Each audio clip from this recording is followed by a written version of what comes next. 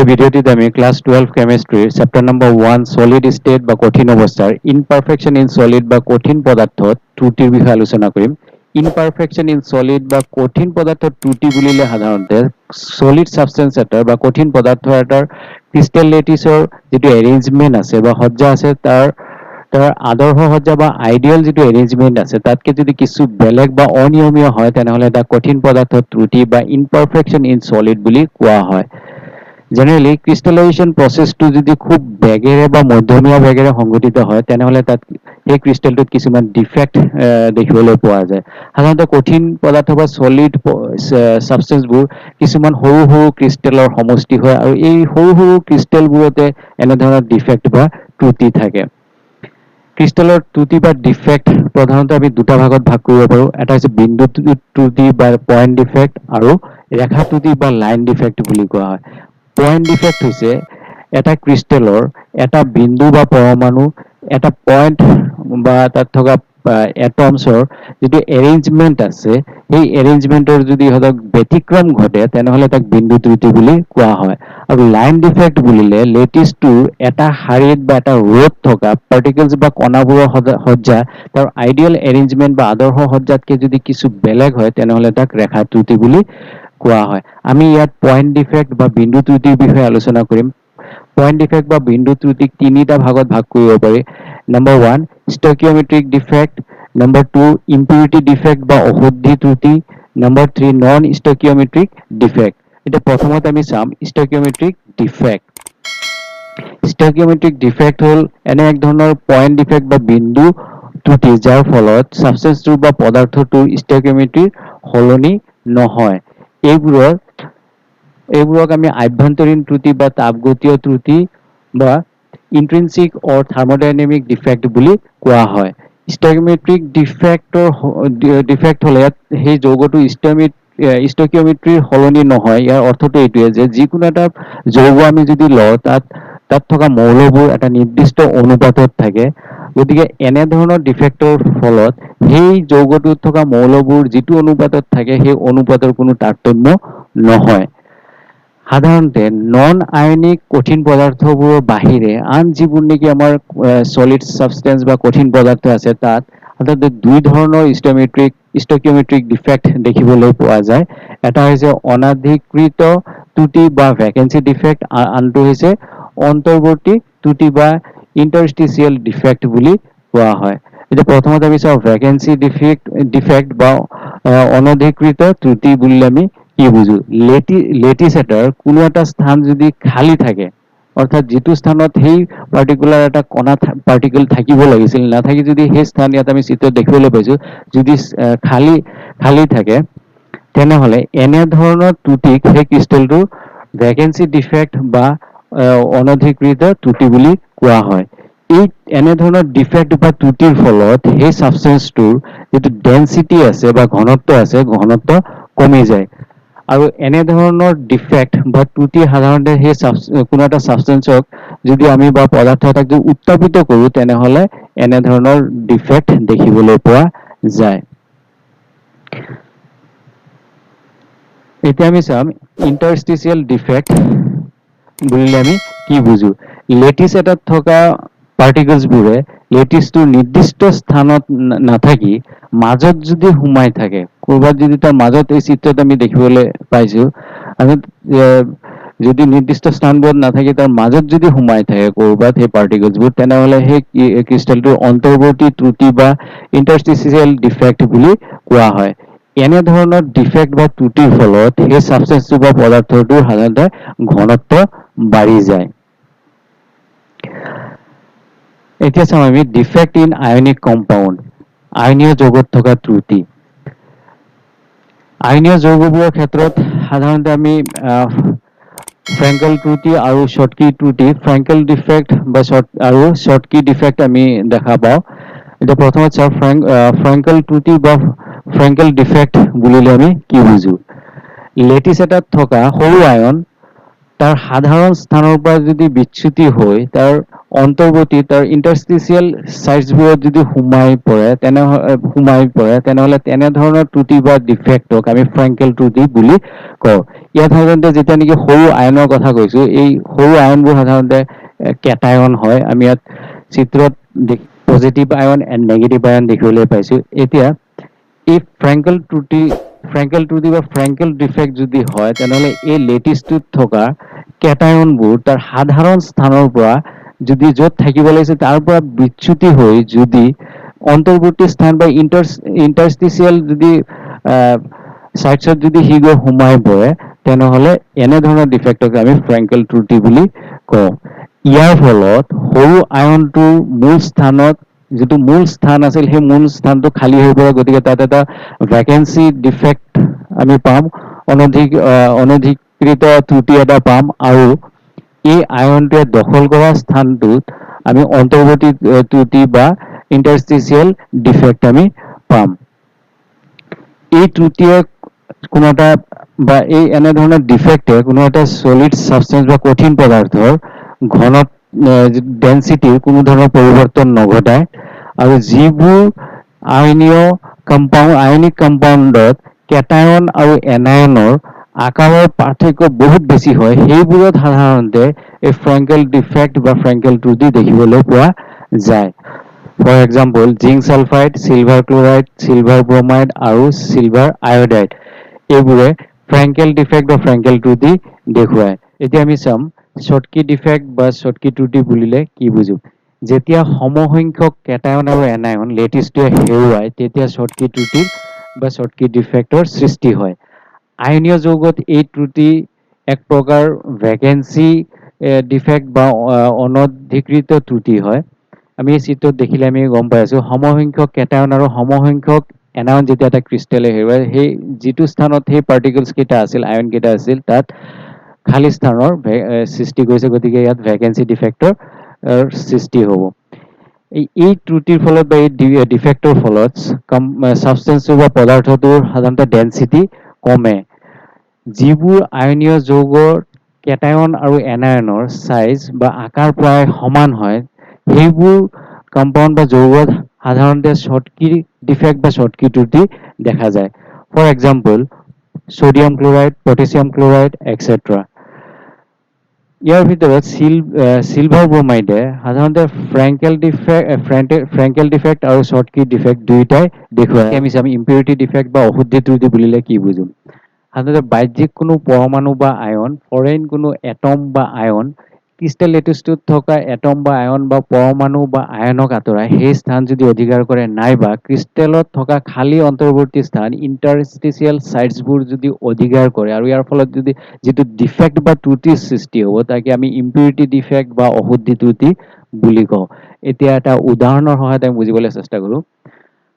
গলিত sodium ক্লৰাইডত, molten sodium ক্লৰাইডত যদি আমি সামান্য পৰিমাণৰ ষ্ট্ৰনচিয়াম ক্লৰাইড যদি এড কৰোঁ তেনেহ'লে আমি সোডিয়াম ক্লৰাইডৰে ক্ৰিষ্টেল পাম, কিন্তু ইয়াত প্ৰতিটো ষ্ট্ৰনচিয়াম আয়নে দুটা সোডিয়াম আয়নক প্ৰতিস্থাপিত ৰিপ্লেচ কৰিব, আৰু এই ষ্ট্ৰনচিয়াম ক্লৰাইডৰ উপস্থিতিৰ ফলত এই ক্ৰিষ্টেলটোত এক ত্ৰুটিৰ সৃষ্টি হয়, আৰু ইয়াকে আমি ইম্পিউৰিটি ডিফেক্ট বা অশুদ্ধি ত্ৰুটি বুলি কৈছোঁ।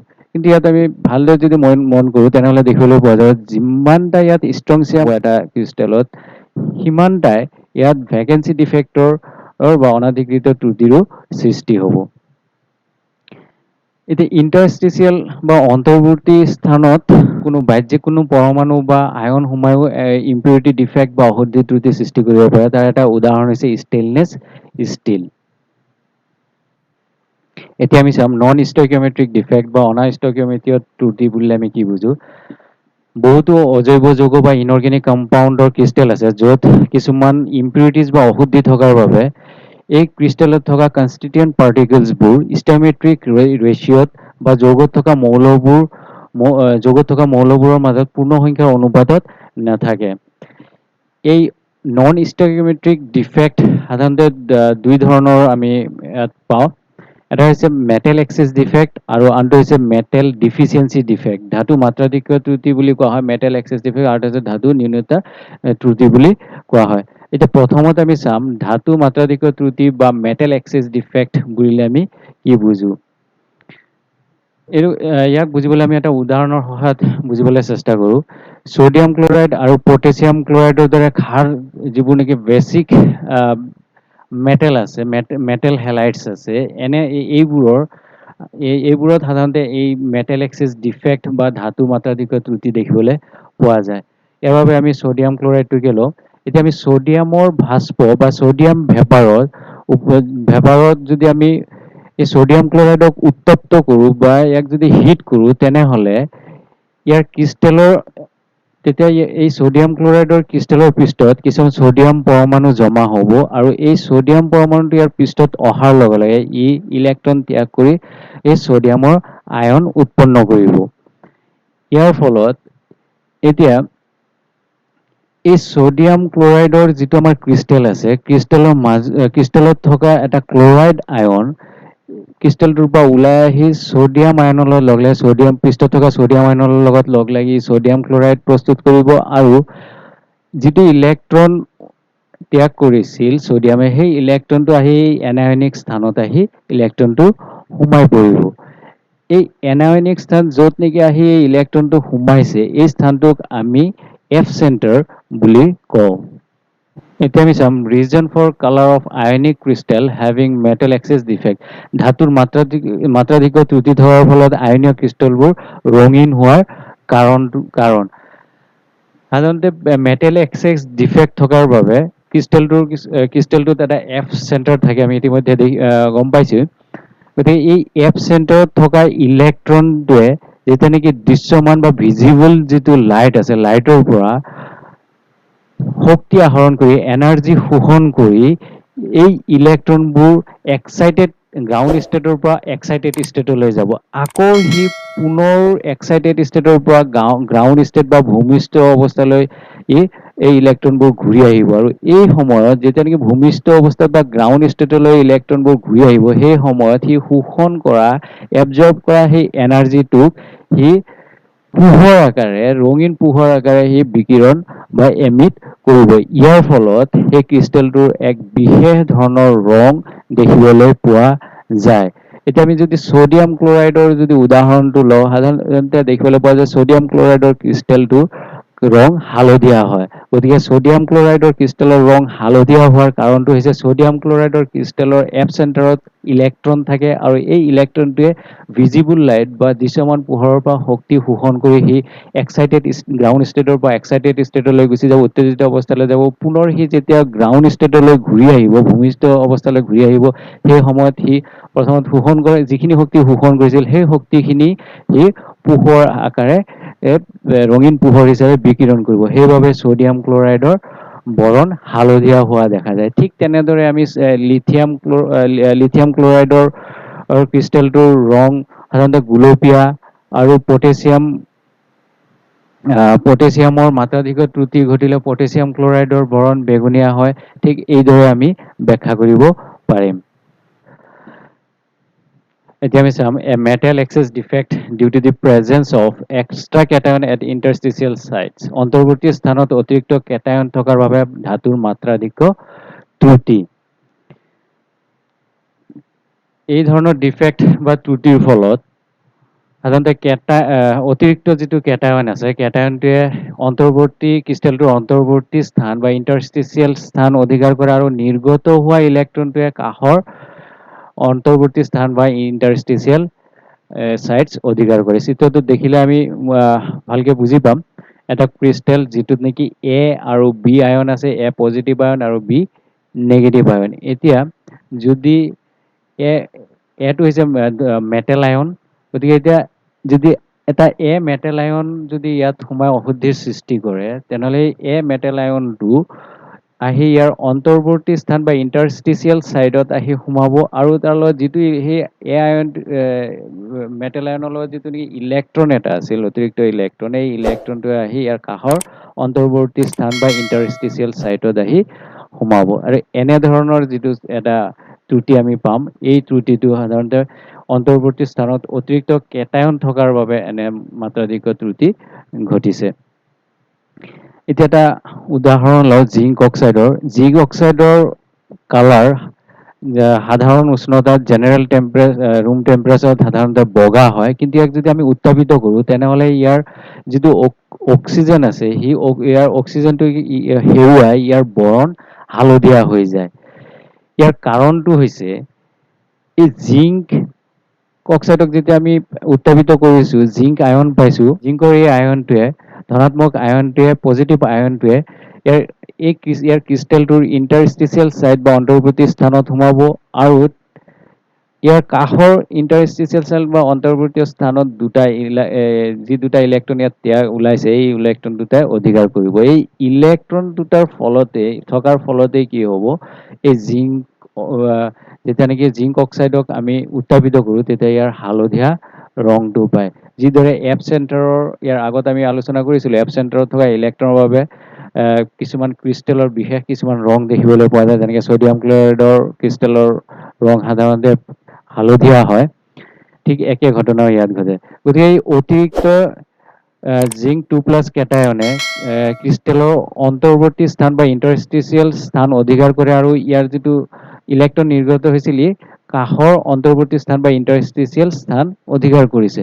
ফলত এই ক্ৰিষ্টেলটোত জিংকৰ পৰিমাণ সাধাৰণতে বেছি হৈছে বা মাত্ৰাধিক হৈছে, আৰু ইয়াৰ ফলত জিংক অক্সাইডৰ যিটো নেকি সাধাৰণ ফৰ্মুলা আছে, যিটো সংযুতি আছে, সেই সংযুতিটো জিংক অক্সাইড ZnO নহয়, ই Zn1+xO হয়গৈ। এতিয়া আমি চাম মেটেল ডিফিচিয়েঞ্চি ডিফেক্ট বা ধাতু নিম্নতা ত্ৰুটি বুলিলে আমি কি বুজো। এই ধৰণৰ ডিফেক্ট বা ত্ৰুটি দেখুওৱা ক্ৰিষ্টেলত থকা ধাতুটোৱে বা মেটেলটোৱে সাধাৰণতে ভেৰিয়েবল ভেলেন্সি বা পৰিৱৰ্তনশীল যোজ্যতা দেখুৱায়। এই মেটেল ডিফিচিয়েঞ্চি ডিফেক্ট বা ধাতু নিম্নতা ত্ৰুটিটো হৈছে এক ধৰণৰ নন ষ্টাইকিঅমেট্ৰিক ডিফেক্ট।